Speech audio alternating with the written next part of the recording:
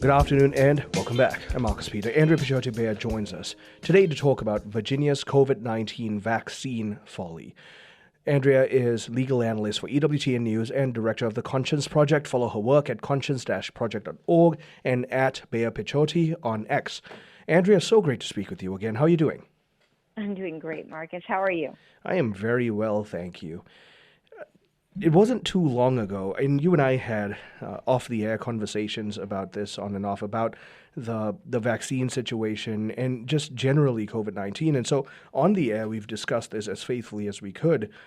And so much information is coming out now about Anthony Fauci and what he knew and what he didn't know. So share with us this recent issue pertaining to no red flags for women in the first trimester of pregnancy. Well, that really is an interesting issue, and I think that you're right in saying that prudence really requires us to be cautious about what Dr. Fauci said and what he didn't say to people. But the clear standard is not whether the vaccine put women at a higher risk or not. We just don't have the data. We don't have the data, but the assurances that there was no question is something that I think has really thrown into question whether public health officials are being completely forthright.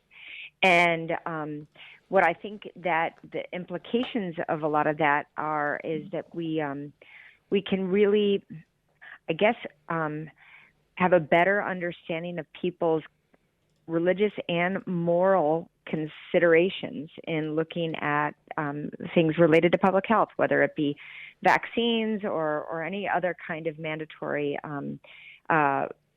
things that are going on. And there's a case, Marcus, that I kind of stumbled across in my own home state of Virginia, where the University of Virginia's health programs, they're a large hospital chain, they required all of their employees to have the vaccine.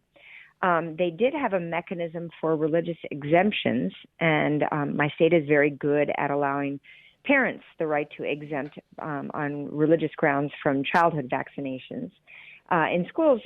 But they created kind of a very problematic system for granting exemptions. And their system is really almost, when you read it out loud, you think this is crazy. It was if the employee had an objection and they were members of a particular church that had voiced an objection, then they would get an automatic waiver from the vaccine. If they were members of a church or attended a church that didn't have a clear formal policy against the vaccine, then they were put to kind of an individual committee looking at their exemption request. And when the rubber hit the road, most people that were sent to that committee didn't get an exemption.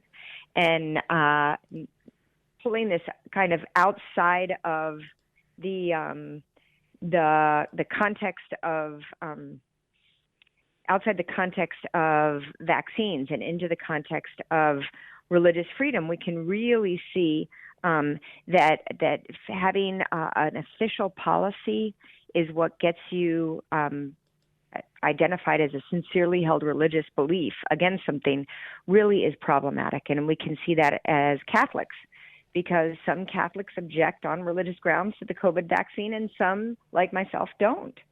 And so we really need to be very clear about that we allow for religious exemptions, but that we don't. We make sure that they're tied to the individual conscience and not any kind of denominational affiliation.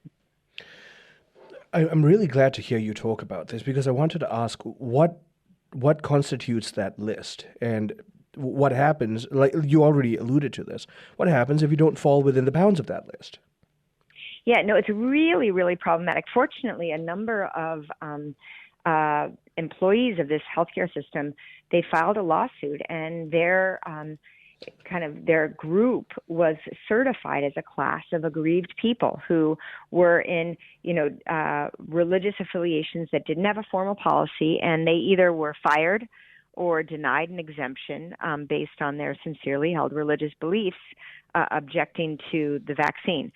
So, it will be a very important test as the case is evaluated in the federal court, as whether this idea of a disfavored religion is an unfair treatment among religions, where the right is really an individual right. It's not a church-owned right.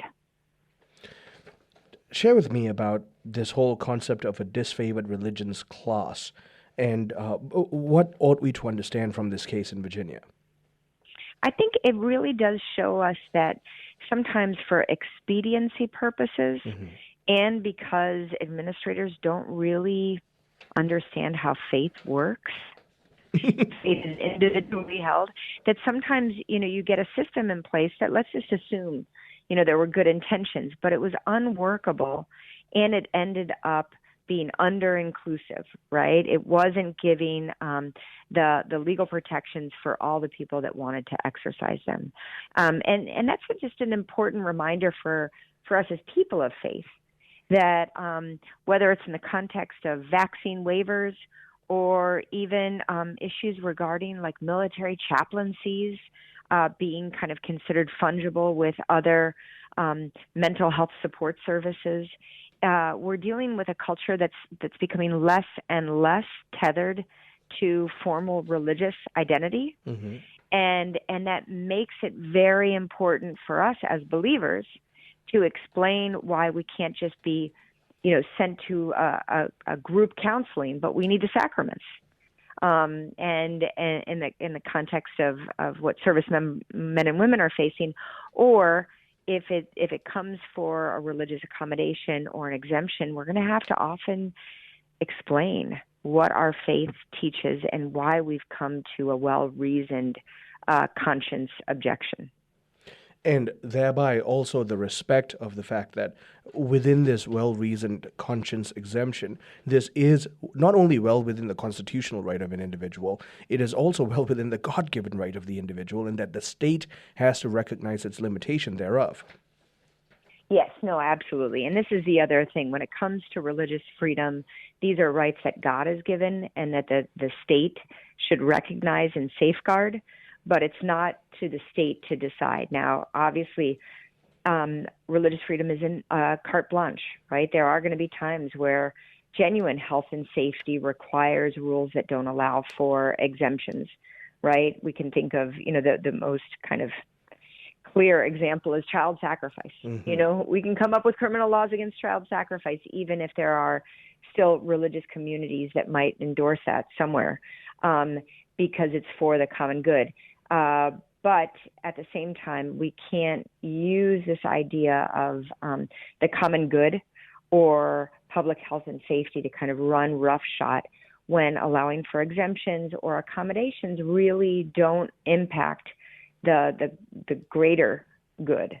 And instead, I think it's important that we think that individual rights and common good do not have to be pitted against one another. And our role as Americans is really to see that the law sees that as well. Yeah, I couldn't agree more. We're running out of time. Just very quickly, how does Title VII, religious accommodation rules, factor into this conversation?